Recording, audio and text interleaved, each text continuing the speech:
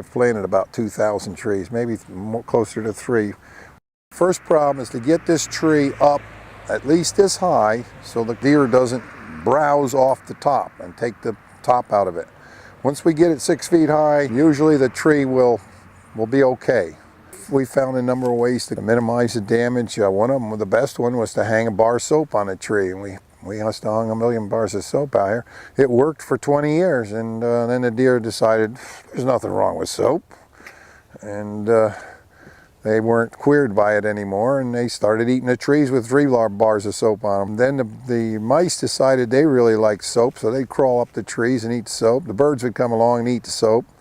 So it wore itself out. When we plant the tree, we put what's called a mouse guard on it. It's a piece of hardware cloth, and we wrap it around the tree when we plant it, because you could have a mouse come cruise around. If they find an apple tree, that's the end of it. Right now, the whole secret of growing apple trees is the day you plant it, you determine whether it's going to have a lot of problems or it's not going to have any problems. You can leave, these are called laterals. You can leave laterals that have a good, what's called a crotch angle, a good angle of attachment. They're strong. This crotch angle, you see how narrow that is? That's not a good angle. This has come off this winter. This will be cut off. And the other thing you do when you plant it, you don't leave more, maybe two branches, flat branches, because you want this part called the central leader to grow very fast. Well, if the root system is feeding 4 branches and the leader, the leader is going to grow very slowly. So you just want to grow a couple flat branches and get this leader to get most of the energy. And you cut the top of the tree down to about 30 inches. This was where it was cut the day it was planted, right here. You cut the top right out of it, and you would think, well, that's setting the tree back. Well, it's not setting the tree back. It's going to make it grow faster here. And this is a nice central leader, and you can see it's already out of reach of the deer. And this has been in the ground maybe 2 years. This one actually has a central leader. But you can see those branches that go up at that bad crotch angle? You want flat branches. You take a modern tree, and like up there, you see how the branches are flat instead of this 45-degree angle. Now you come in here, leave the tree, plant the tree next to it, plant another one over there. For every tree we take out, we plant two small trees where there was 1 large tree. So we plant these trees, and the beautiful part of it is the deer don't find them all the time because they're under a tree, and they do quite nicely growing under a tree. It's kind of hard to believe, but this tree will grow faster under an old tree than it will all by itself out in the open, and nobody knows why yet. This year we came out the day before Isabel, and with a whole load of these things. It's a 2x4 with a V cut in the end, and we had trees that were loaded down, they were leaning.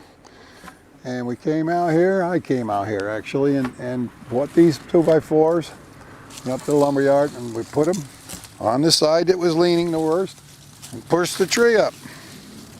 So that went right through the whole hurricane with no problems. Now, if you hadn't done it, we might have lost the whole tree.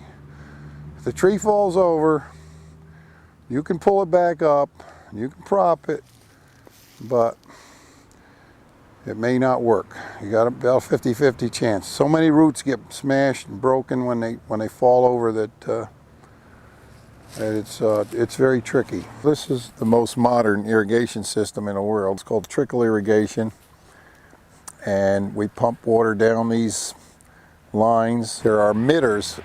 They're called emitters. You can buy them any place you want. You can buy them at every 24 inches, every 36 inches, every 40 inches.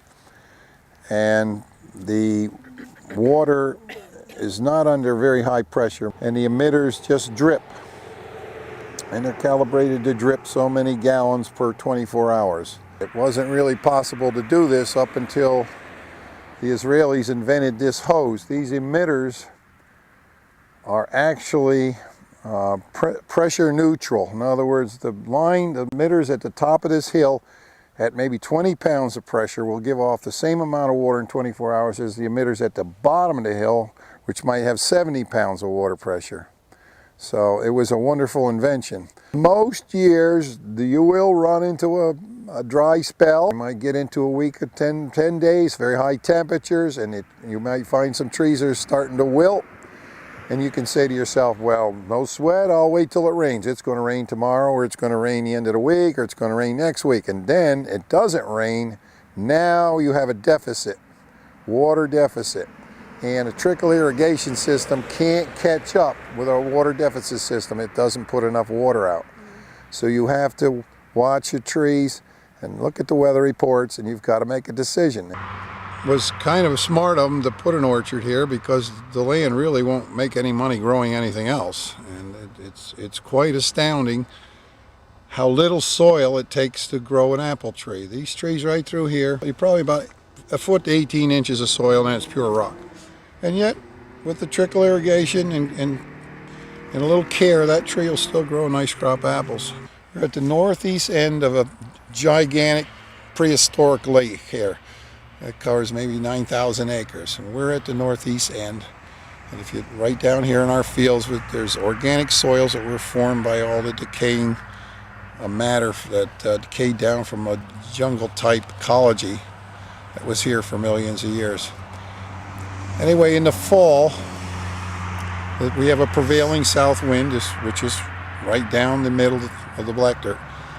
And it drags in a lot of moisture in the fall. We'll have a fog bank here some days till 10 o'clock. So we have like a mini climate.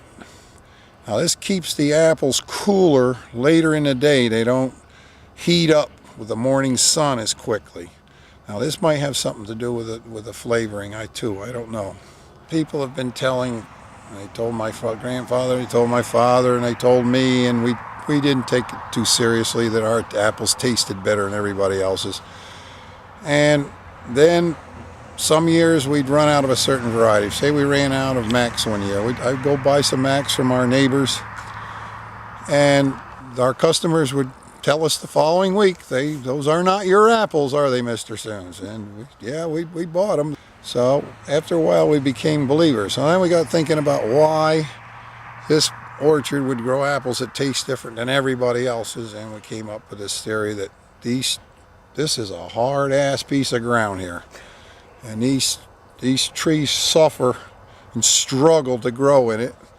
And we suffer and struggle to take care of it with all these steep inclines and bedrock sticking out of the ground. And so the trees have a tough time of it. And if you follow the same theory that the grape growers have, that a grape vineyard that suffers will have superior wine. That's why you have these areas in France that grow wine at $75 a bottle. They don't get many grapes off of that piece of land because it's so miserable, but those grapes have a lot of character.